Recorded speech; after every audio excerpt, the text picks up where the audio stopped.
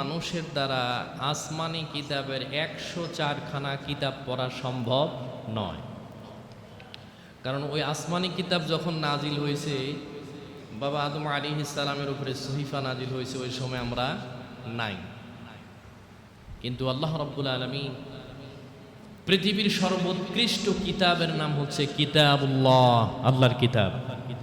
আল্লাহ তাআলা পবিত্র কোরআনুল কারীমে রমজানুল মুবারকে নাজিল করেছেন।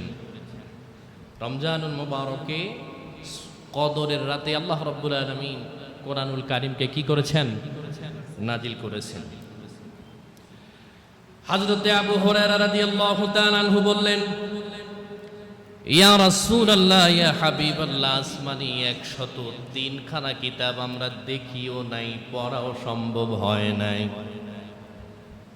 তাদের ভিতরে তাওরাত একটা কিতাব আছে, তার ছোট্ট সূরার আয়াতের সংখ্যা হলো 1000-এর উপরে।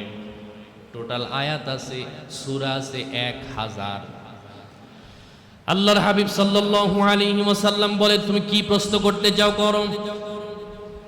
আবু হুরায়রা রাদিয়াল্লাহু তাআলা আনহু তিনি ডাক দিয়ে বলল, নবী, আসমানি কিতাব সমস্ত কিতাবগুলি পড়ার সৌভাগ্য আমাদের কারো হয় নাই, নিজের হাত দিয়ে স্পর্শ করারও সুযোগ পাই নাই।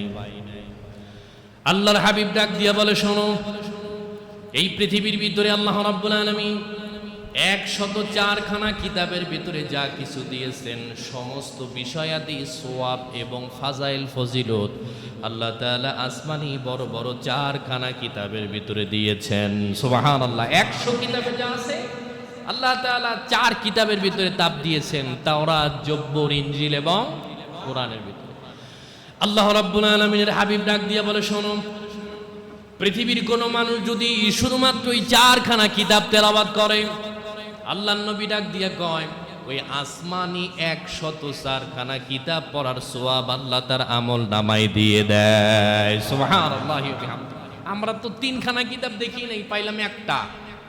তাও আমরা অধিকাংশ শতকরা 80 জন আমরা কোরআন পড়তে জানি না। তাইলে আমাদের অবস্থাটা কি? আল্লাহ রাব্বুল আলামিনের হাবিব বলে, এবার শোনো, পুরা আসমানি কিতাবের বড় বড় 4খানা কিতাবের ভিতরে আল্লাহ তাআলা যা দিয়েছেন, ওই 3খানা কিতাবের ভিতরে যা আছে আল্লাহ সবকিছু পবিত্র কালামুল্লাহ শরীফের ভিতরে দিয়েছেন। যদি কেউ কোরআনুল কারীম শুধুমাত্র একবার তেলাওয়াত করে, রাসূলুল্লাহ ডাক দিয়ে কয়, 103খানা কিতাব পড়ার সওয়াব তার আমলনামায় দিয়ে দেওয়া হয়। আর তো রমজান মাস, আল্লাহ রাব্বুল আলামিন বলছেন, শুধুমাত্র বিসমিল্লাহির রহমানির রহিম এই আয়াতটুকুন, এই শব্দটুকুন কোন ব্যক্তি যদি পড়ে, আল্লাহ তার আমল নামায় 190 নেকি দান করে। সুবহানাল্লাহ। এটা রমজানের বাইরে। আর রোজার ভিতরে যদি পড়ে, 70 নয়, শুধু আল্লাহর হাবিব সাল্লাল্লাহু আলাইহি ওয়াসাল্লাম বলছেন, বিনা হিসাব 7